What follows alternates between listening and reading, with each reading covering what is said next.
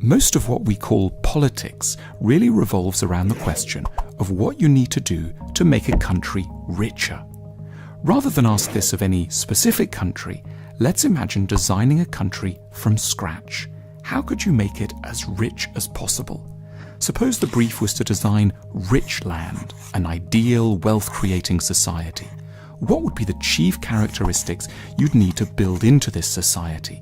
What would a nation look like that was ideally suited to success in modern capitalism?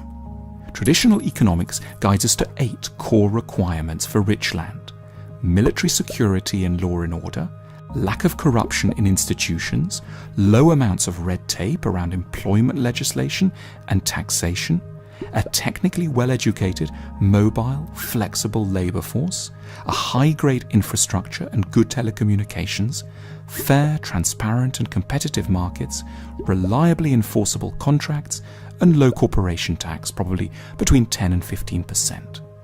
But aside from these 8 factors, there is one thing that invariably makes a critical difference to the wealth of societies, what we might call cultural factors. To make rich land properly rich, you'd need to ensure that a number of cultural factors were firmly embedded in the national mentality. Here are some of these wealth-inducing attitudes. In rich land, at parties, the first thing people want to know is, what do you do? According to how you answer, people are either delighted to see you or swiftly abandon you by the peanuts. In rich land, what's on your business card is simply who you are. All the other stuff, what you were like as a child, what you think of late at night, who your parents are, don't really matter. In rich land, friendships are usually linked to work and involve covert status rivalries. If you fall behind, your friends might drop you. You have to invest an enormous amount of effort in your career, not merely to make money, but so that you can have a functioning social identity, so that people will be nice to you. In rich land, parents place a tremendous emphasis on educational achievements. Children come away feeling not just that it's nice to do well in exams, but that they are more lovable human beings, more worthy of existence if they triumph at school, especially in maths and science. You therefore learn early on that love comes from successful performance. The more you achieve, the kinder people will be to you. In rich land, everyone is encouraged from a young age to imagine that they might one day, perhaps by around 33, be the richest person in the country, if they work hard. Posters of rich and famous people adorn the walls of primary schools.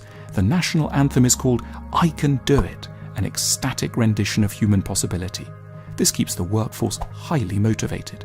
Dreams of successful entrepreneurship abound, but by middle age, most people in rich land have, by definition, failed to measure up to the exalted hopes once placed in them. They keep their regrets hidden, however, and are quietly prescribed tranquilizers and antidepressants. People don't sleep very well in rich land. They're often up at 4 a.m. Their worries all relate to their careers. That's because market capitalism in rich land is very efficient. Efficiency means constant innovation and rivalry. The weaker players in any field are always driven out of business swiftly and without mercy. The stock market is ruthless about punishing underperformance, normally on a quarterly basis. In rich land, everything is geared towards the needs of the consumer. There must be low prices, there has to be excellent customer service, shops have to be open at all hours, there can be no sacrosanct high holidays or weekends. Even though most people are both consumers and producers, in rich land, they're taught to think of themselves primarily as consumers. In their minds, their multiple woes as producers are carefully disassociated from the scale of their expectations as consumers. There is news everywhere in rich land, on websites, phones and 24-hour channels, and it's always catastrophic. Citizens thereby learn that the world is incredibly unsafe and that terror, accident and cruelty await at every turn. There is utter silence about anything positive. Every encounter with the media leaves one suspecting that the only way to protect oneself is through the accumulation of ever larger sums of money. In rich land, people don't take many holidays. Generally, they're very self-denying and scared what might happen if they don't remain in the office long enough. They get up early, are suspicious of any kind of indulgence, and have sandwiches at their desks for lunch. On the other hand, they're very interested in paying a lot for what they call fun. They pay a significant premium to have a car that can go at twice the legal speed limit, and for flying far away on holiday many times a year. Activities that don't cost much, like going for long walks around the local neighbourhood or writing poetry, are seen as unimpressive, slightly eccentric things. Though many of Richland's psychologists speak of the benefit of parents spending time with their small children, most children are brought up by staff from low-wage countries while their parents go to work. This lack of secure attachment does wonders for the children in turn. They grow up anxious, eager to please, and desperate to attain security through work. In Richland, there are powerful currents of fashion around most things. What thickness your TV screen has, what kind of ethnicity of food you eat, what models of phone you talk on. People can get rapidly dissatisfied with their current possessions and quickly excited by new products. It feels very important to be up to date. It's a serious blow to one's self-esteem to feel that one is missing a trend. You can get into trouble if your phone is more than 3 years old. People speak highly of thinking for yourself, but sheep-like behaviour is better for the shops. Every society has famous people in it, but Richland is very selective about its heroes. It doesn't revere contemplative monks, wise sages, or philosophers. Glamour is monopolised by wealth creators, especially ones in films. Their doings are constantly reported on, so that the lives of most ordinary people seem really squalid and awful by comparison. News of the famous means that people try much, much harder to work and improve their apparently miserable lot. Richland is seen as a very fair place. If you work hard and are clever, you'll get there.